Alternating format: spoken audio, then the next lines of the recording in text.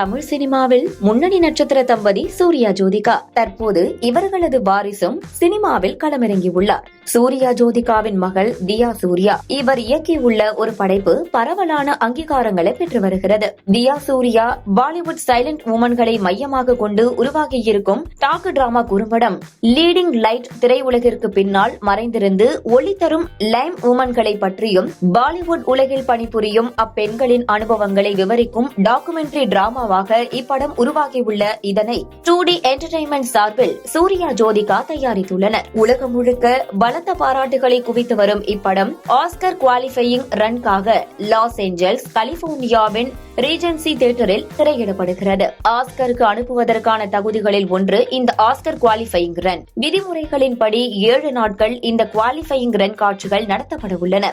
அதன்படி செப்டம்பர் 26 முதல் அக்டோபர் 2 வரை தினமும் மதியம் 12 மணி காட்சியாக இப்படம் திரையிடப்பட உள்ளது. இதன் மூலம் ஆஸ்கர் நடுவர் குழுவில் உள்ள உறுப்பினர்கள் இப்படத்தை காண்பார்கள். அதன் பின் ஆஸ்கர் நடைமுறைகள் இன்னும் நிறைய உள்ளன. அதன் ஆரம்ப கட்டமாக இந்த திரையிடலை எடுத்துக் கொள்ளலாம். அறிமுக இயக்கத்திலேயே ஆஸ்கர் வரை செல்லும் இத்தகைய பெருமையை பெற்றிருக்கும் இயக்குனர் தியா சூர்யாவுக்கு பல பாராட்டுகள் குவிந்து வருகிறது.